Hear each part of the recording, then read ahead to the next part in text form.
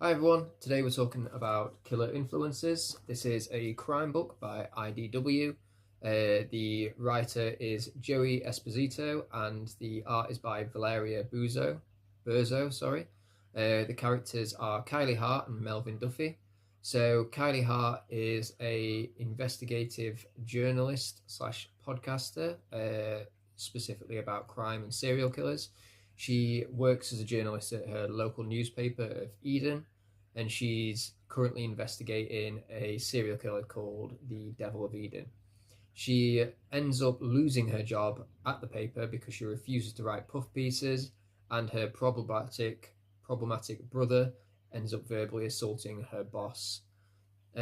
She later catches the attention of said serial killer, and they end up meeting and reaching a trepidatious understanding that the serial killer needs to gain popularity in order to be notable or noteworthy, to reach the height of other serial killers, while Kylie is hoping to become a famous podcaster.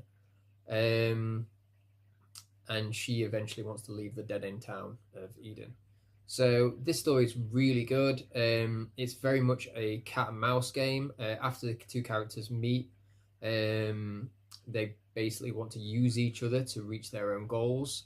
As I said, the serial killer just wants to become popular and famous, and she wants to reach a height of popularity in order to leave her town. They are both sort of terrible people in their own right. Obviously, the serial killer is worse, but they're both very, very selfish people just in general. She is fairly selfish.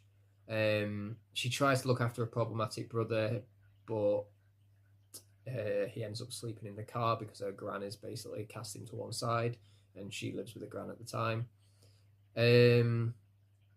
Yeah, it's very good. It's like I say, it's leading to like a cat and mouse game between the two characters. And the serial killer ends up donning a new name. He calls himself the Caddyshack Killer because one of his victims, after they both discuss that he should up his game in order to become notable, he ends up killing people and taking their eyes and replacing them with golf balls, in a very violent and bloody way. This gains a lot of attention around the town, which then makes her podcast more popular.